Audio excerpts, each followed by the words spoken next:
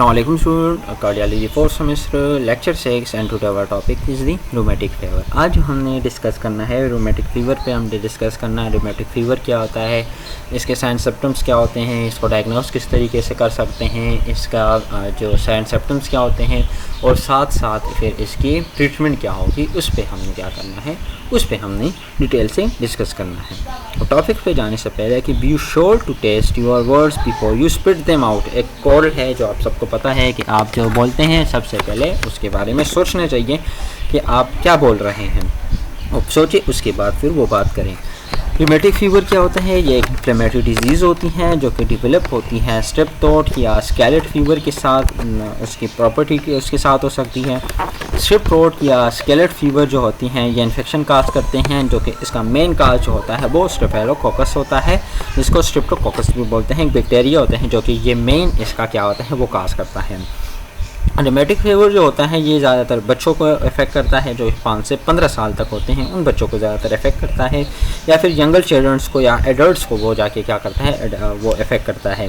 Rheumatic fever जो होता है ये रेयर होता है, यूनाइटेड स्टेट्स में बहुत कम है, लेकिन हमारे कंट्रीज़ में, डेवलप कंट्रीज़ में ये बहुत ही रेयर होता है। हालांकि यहाँ के इस कंट्रीज़ में डेवलपमेंट जो कंट्रीज़ होती है उसमें क्या होते हैं ये अभी भी यहाँ पे मौजूद है।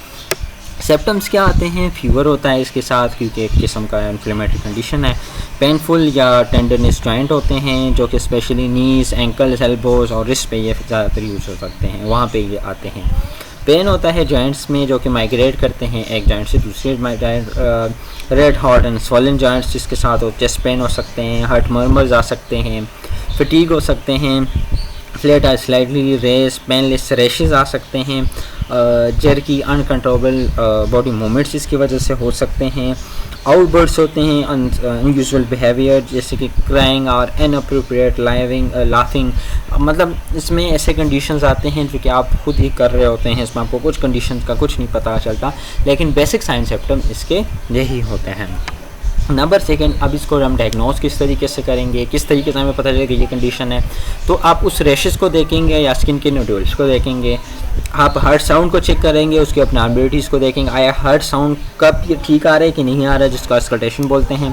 पर आप मूवमेंट परफॉर्म करेंगे उसके नर्वस सिस्टम के डिसफंक्शन को देखने के लिए, उसके जॉइंट्स को देखेंगे अगर वहाँ पे इन्फ्लेमेशन है। नंबर लास्ट जो है आप उसके टेस्ट करेंगे, जो कि बाद में आप उसका ब्लड टेस्ट भी करेंगे, जो कि आपको स्टेप बैक्टीरिया या स्ट्रेप्टोकोकल बैक्टीरिया के बारे में आपको डिटेल में इंफॉर्मेशन दे देगा।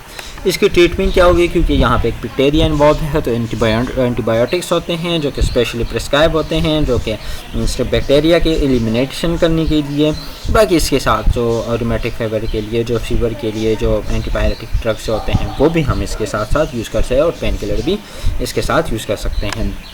एंटी इन्फ्लेमेटरी अगर इन्फ्लेमेशन है तो उसके लिए हम एस्प्रिन या नेफ्रोक्सिन ऐसे किस्म के ड्रग्स हम यूज़ कर सकते हैं, जो कि इन्फ्लेमेशन, फीवर और पेन के लिए स्पेशली वो यूज़ हो सकते हैं। अगर फिर भी कंडीशन बहुत ज़्यादा सीवियर हो तो हम कॉर्टिकोस्टेरॉइड को प्रिस्क्राइब करते हैं।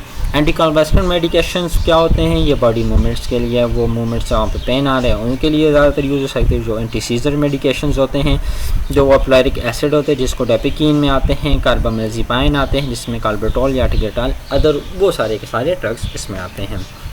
Thank you. अब अगर किसी स्टूडेंट को मेरे यहाँ के लेक्चर से समझ नहीं तो काइंडली मेरे जीमेल पे मुझे जीमेल करें और आपके नोट्स आपको मिल जाएंगे। कोशिश करें हर एक लेक्चर के MCQs बने ताकि आपके लिए फाइनल एग्ज़ाम में आसानी हो।